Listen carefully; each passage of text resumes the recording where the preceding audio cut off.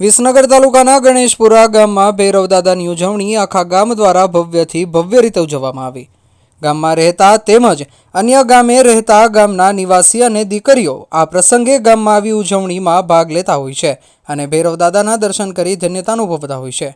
ઉજવણી દરમિયાન ગામમાં સૌ લોકો એકત્ર થઈને વાંસના અંદરથી બનાવેલ ટોપલી લઈ જેમાં પ્રસાદી રૂપે ભાત ભરેલું હોય છે, જેને લઈને ગામમાં આવેલા ભૈરવ દાદા જૂનું થડું જોડે ભેગા થઈ એક સાથે વાજતે ગાજતે ભૈરવ દાદાના મંદિરે જાય છે।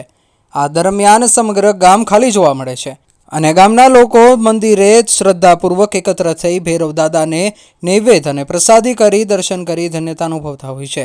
સમયાનુસાર ગામમાં પરત ફરતા હોય છે, ત્યારબાદ ગામના લોકો પ્રસાદી લઈને જમણ કરતા હોય છે। આ એક અલગ જ કરવઠું માનવામાં આવે છે। ચૈત્ર મહિનાની સુદ આઠમના દિવસે ઉજવણી કરવામાં આવતી હોય છે। આ પરંપરા ગામ વસાવ્યું ત્યારથી આશરે 100 વર્ષ જૂનામાં જૂની પરંપરા માનવામાં આવે છે અને ચૈત્ર મહિનાની નવરાત્રી દરમિયાન ભૈરવ દાદાના પૂજારી અને સેવકો 9 દિવસ સુધી નકોડા ઉપવાસ કરી ભૈરવ દાદાની પૂજા અર્ચના કરતા હોય છે, જે આઠમના દિવસે ઉપવાસ પૂર્ણ કરી આસ્થા અને ભક્તિ સાથે ભૈરવ દાદાની પૂજા અર્ચના કરવામાં આવતી હોય છે। આ વર્ષે જૂની પરંપરા ભૈરવ દાદાની આસ્થા અને શ્રદ્ધા સાથે ગણેશપુરા ગામના લોકો ઉજવણી તરીકે મનાવતા હોય છે। રિપોર્ટર નાગજી ઠાકોર સાથે જીગર પટેલ, વિસનગર।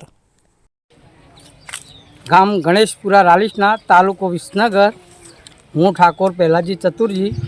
અમારા ગામમાં દર વર્ષે ચૈતર સુદ આઠમના રોજ ભૈરવ દાદાના નિમિત્તે ઉજાણી કરવામાં આવે છે।